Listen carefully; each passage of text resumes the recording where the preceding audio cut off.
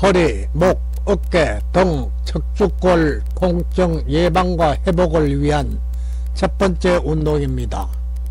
첫째, 동영상과 같이 목뼈와 꼬리뼈 사이에 방석이나 담요, 이불 등을 이용하여 높이를 5cm 정도 키에 비례해서 알맞게 조절하여 받치고 온몸에 힘을 빼고 편안하게 눕습니다. 둘째, 무릎을 세우거나 펴서 동영상과 같이 반복합시다. 만병을 통치할 수 있는 생리작용에 필요한 기본 운동을 충분히 하시고 이 운동을 하시기 바랍니다. 척추는 몸을 구성하는 기관과 장기 중 몸을 움직이고 지탱하는 기둥으로 허리가 무너지면 인생이 무너진다는 말이 있을 정도로 중요한 뼈대입니다. 척추는 성인이 되면 목뼈, 경추 7개, 등뼈, 흉추 12개, 허리뼈, 여추 5개, 엉치뼈, 천추 1개, 꼬리뼈, 미골 1개로 구성되어 있으며 척추의 길이는 성인의 경우 키에 따라 다소 차이는 있겠으나 대략 70 내지 75cm 정도입니다. 이 가운데 4분의 1이 척추와 척추 사이 척추 원반이 차지하며 척추 원반은 연골로 되어 있습니다. 척추 연골은 척추뼈를 보호하고 침입균을 막아주고 움직임을 원하게 하는 각종 호르몬과 분비물로 둘러싸여져 있습니다.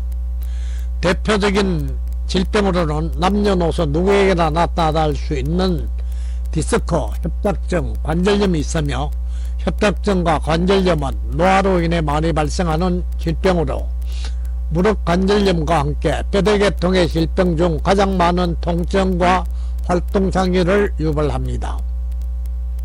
디스크란 전문용어로 충한판, 뼈와 뼈 사이 원반형 연골 탈출이라 하여 척추를 지탱하는 근육에 이상이 생겨 한쪽이 이상이 이완되거나 경직되어 척추가 균형을 잡지 못하고 한쪽으로 치우치면서 뼈와 뼈 사이 척추 원반이 정상 상태를 유지하지 못하고 한쪽이 다른 반대쪽으로 밀리거나 신경과 혈관을 압박해서 신경과 혈관의 흐름을 방해하고 면역력을 미치지 못하게 해서 염증을 유발하거나 통증과 활동장애를 유발하는 질병이고, 협착증은 뼈와 뼈 사이 연골이 따라 나타나는 통증으로 해당 부위에 따라 목, 허리, 무릎 등 뼈마디에 나타나는 질병입니다.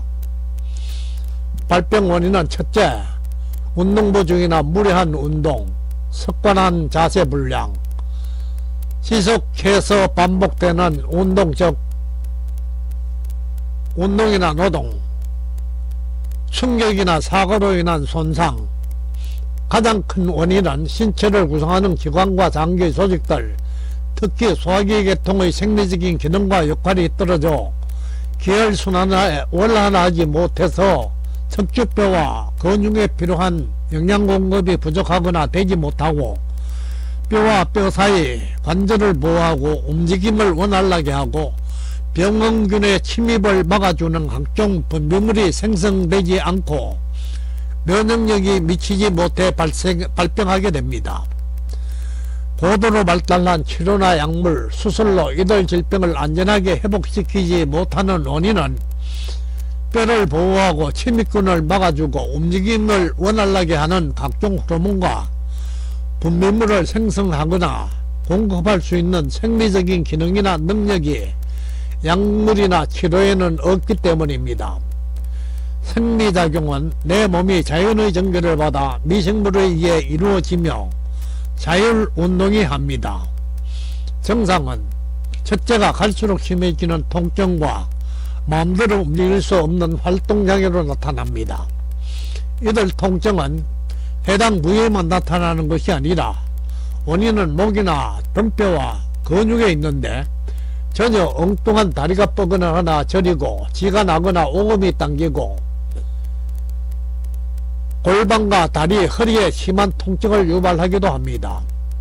심해지며 앉고 일어서기도 힘들고 걸음을 제대로 걸을 수도 없고 조금만 걸어도 정확한 통증을 알 수 없는 심한 통증을 유발하고 앉거나 서며 사라지는 등 심한 통증과 활동장애를 유발하는 질병입니다. 나타난 통증 부위만 보고 허리 통증과 자골신경통을 오진하여 엉뚱한 곳을 치료하는 경우가 많습니다. 전혀 엉뚱한데 통증이 나타나는 원인은 위에 있는 근육이나 뼈대가 기혈 흐름을 방해해서 염증을 발생시키고 신경을 누르거나 막히게 하거나 끊어지거나 신경합선 등으로 혈액과 신경이 정상으로 흐르지 못해 나타나는 현상입니다.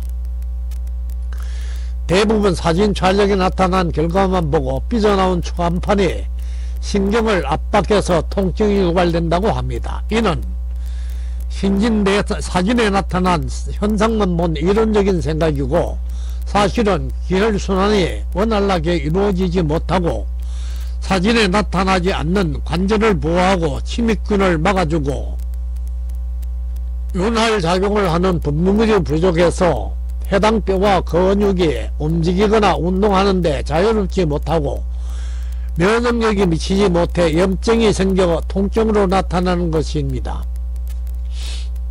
만약에 추간판이 신경을 압박해서 심한 통증이 생길 정도가 되면 신경소통이 되지 못해서 하반신이 마비되든가 쓰지 못하는 결과가 올 것입니다.